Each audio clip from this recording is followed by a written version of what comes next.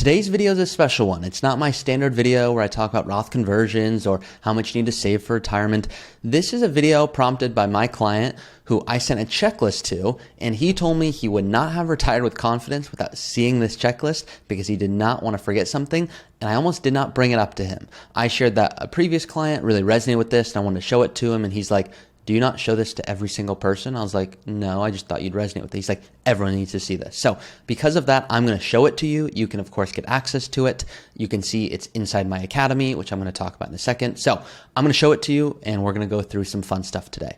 If you don't already know, my name is Taublieb. I'm a certified financial planner. I'm the host of the Early Retirement Podcast, and I'm the vice president here at Root. If you're looking for more information, guidance, and hopefully some entertainment on tax planning, withdrawal strategy, healthcare, estate planning, everything that you can think of that has to do with an early retirement, you're in the right spot, and I invite you to subscribe. So this is the master list of goals that you can see on my screen here that I shared with my client. Now we're going to go through this, but if you want access to these checklists and all of the checklists that I talk about with my clients, you can see inside of my academy, you both get access to the same software to run all of the projections of how much you want to spend and what this looks like.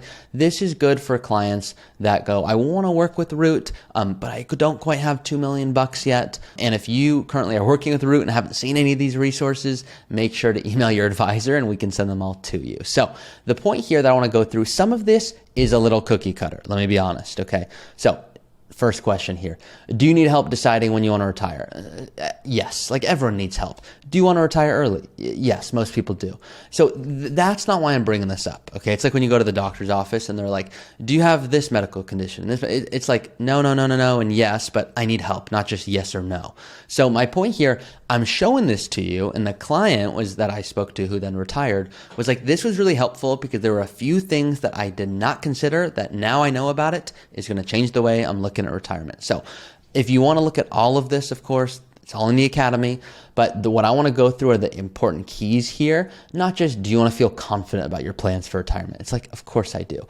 But really, when I think about self-development and professional retirement and like what does a dream retirement look like, it's some of this stuff. And I'm going to show you a few examples why. So do you want to achieve financial independence? Everyone does, of course. But the big ones here, are you looking for professional advancement? I shared that with my client and they're like, I thought I always was. And now it turns out I don't want a promotion because a promotion is more responsibility. I've already saved and invested well. No, I actually don't. But if I'm not going to get a promotion, but I still want to spend in retirement, am I going to be okay? That's where they'll take that thought and then go back to the software and start to play around with, well, what if I want to spend $10,000 a month instead of $8,000 a month in retirement? And they go, okay, yeah, there are fewer dollars. I'm still okay. What if I want to retire even earlier at 58 instead of 60 or whatever it is? This is where you get to take the thoughts and then go apply them. So that's why I don't just say, here's a checklist and you're good, because you'd be like, yeah, I want this stuff, but you get my point. Do you want to start your own business? This client was like, no, but I want to work part-time and I don't want to have to deal with managing employees. I go, cool, something to think about. So this is kind of on this aspect. Family goals here, some important ones that often come up. Do you have plans to change your marital status? Some of you are like, nope, doesn't apply to me. Others go, yeah, I have a partner, but I don't know if it makes sense to get married or should I not get married? This is the big one to me. Do you want to save for any family milestones? Bar mitzvahs, graduations, weddings. The last thing I want is for you to be sitting at your kid's wedding going, did I just give him so much that it's going to impact how much I can now, spend in retirement? And then I want them to go model it out. So not just having the thought, but going into the software, and we're going to add a new goal. Let's call it wedding goal. And I have a client that wants to spend I've talked about this client before. They want to give $300,000 to their child. And some of you are like, whoa, that's crazy. But it's what they want to do, and they're allowed to do what they want. So they want to go in here, and they're going to do it in 2026. And so they want to know, all right, can we do that? And so watch what happens. Ready? If they give $300,000, okay, there are now $744,000 fewer dollars, meaning that by them spending $300,000 on this wedding, there's going to be $750,000 fewer dollars over the course of their lifetime, meaning this is money that otherwise, if not given to the wedding, could have been growing and optimizing. And they're like, hey, but we don't want to have $6 million when we die anyway. So this is really attractive. Now, if they wanted to retire at 50 and still, give $300,000 for a wedding and spend $30,000 a year on travel, well, no, that now you're going to run out of money. So it's not me just saying you get to go do these things. It's let's really dream big, because the last thing I want is for you to go, yeah, I think I can get away with spending $8,000 a month in retirement. I'm sure you could get away with $4,000 or $5,000, but I don't want you to get away with anything. I want you to go, yeah, I've saved and invested well. I'm in a good spot to do this. So call it a wedding, call it a graduation, call it a home remodel. I want you to go in here and go, yep, I'm going to buy cars every 15 years, and we've got a wedding, and we want to take vacations, and you know what? We're going to relocate. We want to downsize, or I want to do giving, and then go, am I still okay if I do all of those things? So that's regarding family goals. Asset and debt goals, the ones I want to talk about here, once again, not going to bore you to death and go through every single one, is do you want to increase the rate of return on your, of course, like who doesn't want to increase the rate of return? The question is, are you willing to accept more volatility? Here's my point. I will start with a client when I talk about investing, and I'll say, what amount would make you really uncomfortable if investments did not go well? And most people go, well, I just don't want it to go down too much. They don't have a specific number. I go, okay, you have $1 million. If you saw it said $100,000, would you freak out? They're like, yeah. I go, okay. Would you freak out if it said 800,000? They go, I just wouldn't be happy. I go, okay, now let's keep asking some questions. So it's not a perfect science, but it's my clients. I'll say, hey, it's not rocket science. If you invest more and you accept more volatility, it's going to grow more, which means you're going to be able to spend more in retirement. But is it worth trying to spend $15,000 when you're already spending $12,000 and you're very content? Maybe you don't actually want to increase your rate of return. Maybe you think you do, but maybe at this point you need to just preserve what's worked so well. But wait a second, maybe you've got that Roth IRA and we want that growing like crazy because we're not going to touch it for a while. But maybe you've got that brokerage account. And if you've heard my episodes, I call it the superhero account, where it's a superhero because it allows you to retire early. You don't have to wait until 59 and a half. So maybe we're going to use that account, and you might want it a whole lot more conservative, because what if we're living off of that the first 5 years? I don't want you to go, yeah, I think everything's going well, and then all of a sudden markets don't do well, and you're like, well, I kind of earmarked 5 years of expenses, and now I've only got 2. That's my point there. Do you want to increase the amount that you keep in your emergency fund? I tell everyone, this is a big point to me. Most people go, yeah, I want an emergency fund, absolutely. But let's think for a second. What is the purpose of an emergency fund? The purpose is so if you lose your job, you don't have to go into retirement assets, sell it, pay taxes and penalties to be able to support your lifestyle when you're unemployed. That's the real reason. So I say, screw this emergency fund. You don't need that anymore. When you retire, you need a sleep number. And I think you need a sleep number right now. Let me give you an example. My sleep number is $15,000. I need $15,000 in my checking account at all times. Some of you go, why? It could be growing for you. I know it can.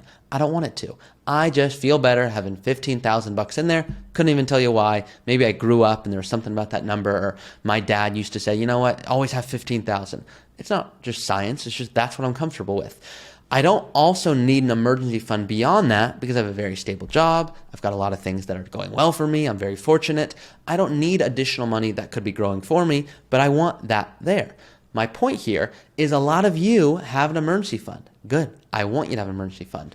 But the question is it the right amount? Do you really need maybe $50,000 in some emergency fund and $50,000 in your bank account? Probably not. And you go, what's the big deal? I go, the big deal is that's maybe $2,000, $3,000, $4,000, $5,000 a year that could be growing for you. And maybe that's $200,000 in 10 years from now, where now if it's growing well, like that could have really supported a few more years of expenses or do tax planning. So think about how much money on like cash do you want on hand? People say 3 months. Some people say 6 months. If you're still working today, I like to say 6 months. Have 6 months of living expenses. If your job's really stable, it could be less. If you go, well, my partner's working, or you know what, no, it's all up to me and my job's not stable, you might want a year. You might go, screw all of that. I feel good with having $50,000 at all times. Great. Then my recommendation is $50,000. So you can see there's kind of an art and science to this stuff. This is a big one. Do you want to protect your real and personal property? Let me tell you the answer. Yes, you do. So umbrella insurance is a very common thing. It's very cheap. Many people do not have enough coverage.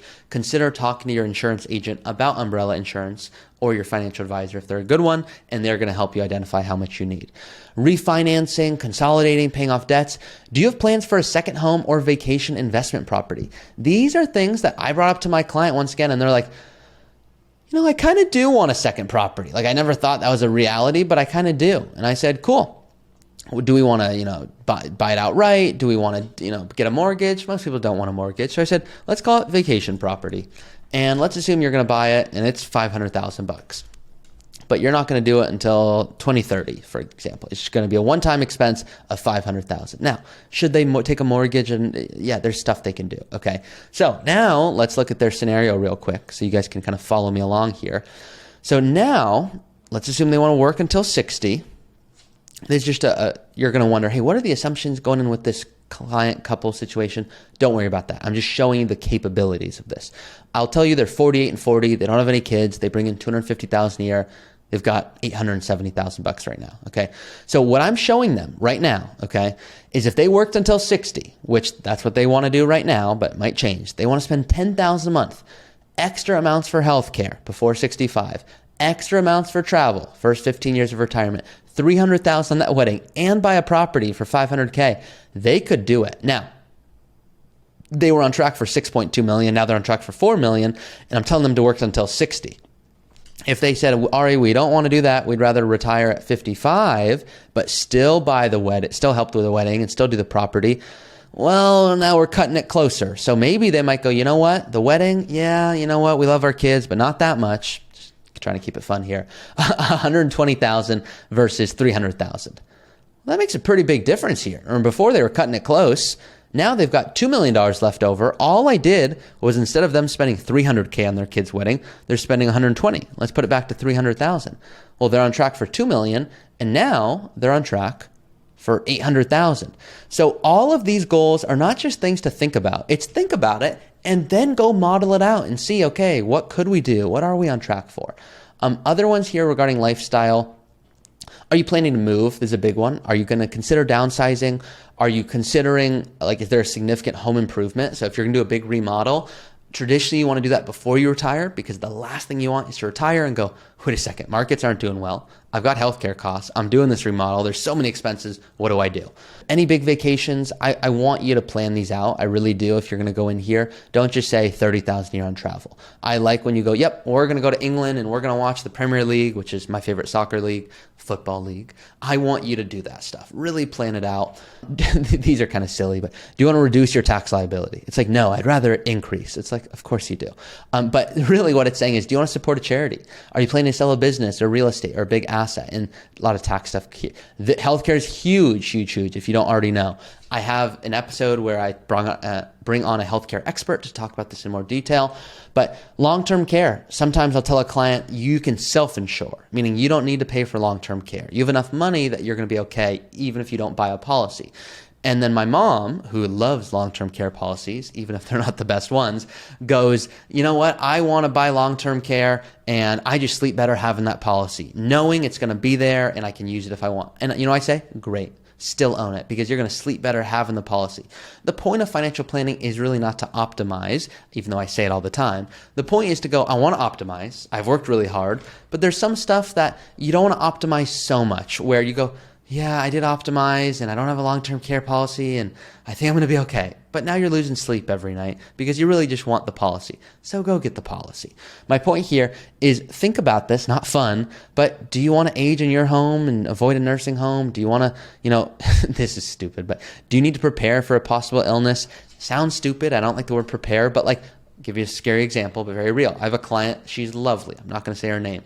In her family, Alzheimer's it's just very realistic she's going to get it. And she's like, yeah, I do need to prepare for this. And what it means is I want to retire in my 40s because I don't know how long I'm going to have. So these are real important things to think about. Estate planning and wealth here, I'll go over this briefly. Of course, you want to protect your assets from bankruptcy and divorce.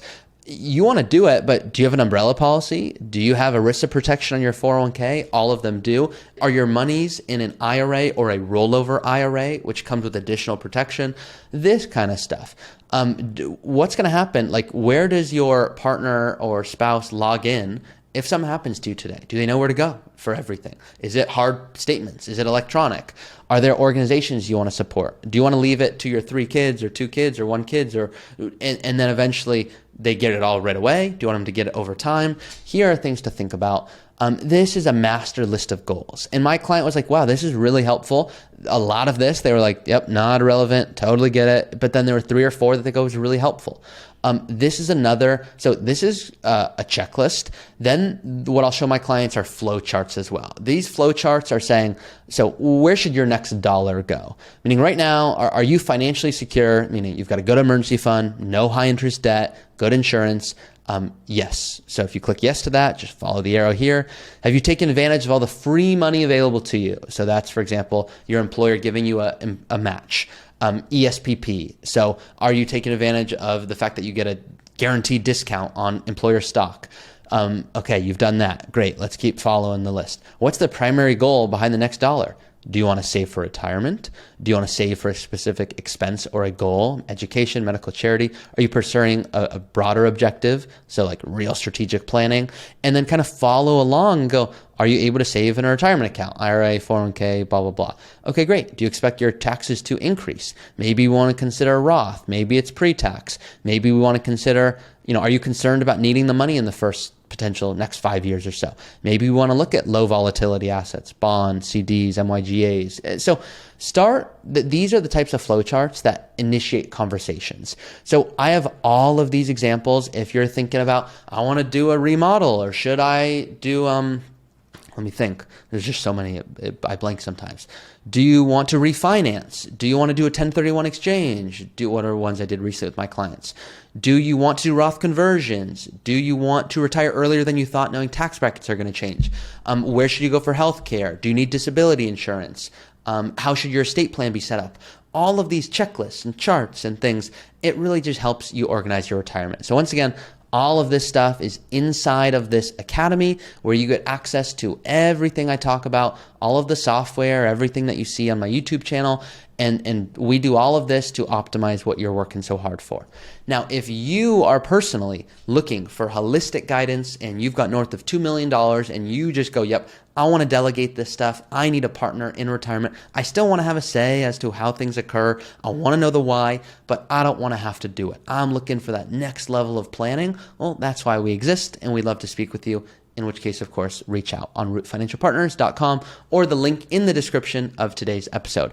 That's it for today. Once again, if you want these spreadsheets and goal lists and more of this stuff, check out the Academy. It's in the description as well. That's all I got for you guys today.